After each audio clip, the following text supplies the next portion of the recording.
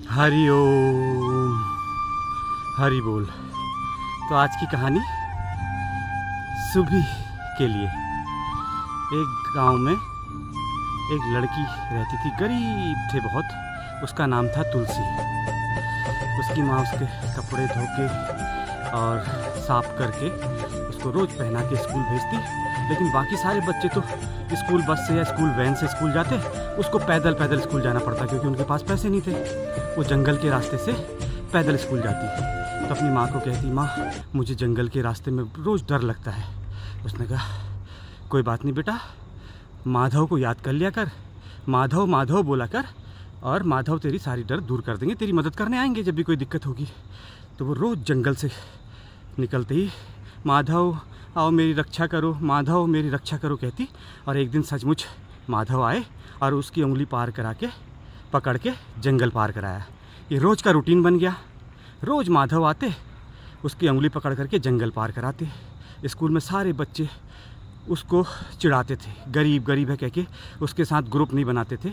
उसको बहुत ग्लानि होती थी। वो अपनी मम्मी से कहती थी, मम्मी हम गरीब क्यों हैं, मैं स्कूल नहीं जाऊंगी कल से। हम गरीब क्यों हैं, मैं कल से स्कूल नहीं जाऊंगी। हाँ तो वो कहती, हम गरीब क्यों हैं, मैं स्कूल नहीं जाऊंगी। तो उसने कहा, बेटा फिर तो हम हमेशा गरीब ही रह जाएंगे। अगर तुम स्कूल नहीं जाओगी, पढ़ लिख करके ऑफिसर नहीं बनोगी, हमारी तो कभी गरीबी दूर होगी नहीं। आप ज़रूर जाओ। वो जाती, रोज़ रास्ते में रूटीन था उसका। रास्ते में माधव माधव करके पुकारती जंगल में। माधव आते, उसकी उंगली पकड़ के उसको जंगल पार करा के और उसको स्कूल भेज देते। एक दिन स्कूल में कंपटीशन हुआ। उसने कहा अपने घर से सब कुछ ना कुछ लेकर के आएंगे। अब बाकी बच्चे तो सब अमीर थे। कोई ढेर सारा चावल खीर बनाने के लिए, कोई दूध लेके आया, कोई घी लेके आया, कोई सूजी लेके आया, कोई हलवा लेके आया। किसी ने बहुत सारे पैसे डोनेट किए, उसके पास देने के लिए कुछ नहीं था। उसने कहा, मम्मी हम क्या देंगे। उसने कहा, बेटा हमारे पास तो एक गाय है, तो ये लोटे में गाय का दूध ले जा। वो बड़ी गलानी हुई। उसने कहा, गाय लोटा और लोटे में भी आधा लोटा दूध मैं कैसे लेके जाऊंगी। रास्ते में गई, उसने कहा, माधव माधव मेरी मदद करो, आज हमारे स्कूल में कंपटीशन है, वहाँ कुछ ना कुछ देना है, मेरे पास तो कुछ है ही नहीं। उसने कहा, जाओ तुम, ये दूध मैंने छू लिया, अब तुम ये दूध देना, तुम्हारे को कोई तंग नहीं करेगा। अब वो गई, जैसी वो गेट के अंदर एंटर करी, सब बच्चे हंसने लगे कि हाँ इतना सा दूध लेके आई है, इतना सा दूध लेके आई है, ये तो कुछ भी लेके नहीं आई। और वो फिर से गिलानी से भर गई। उसने कहा, माधव मदद करो, ये तो फिर चिढ़ा रहे हैं मेरे को।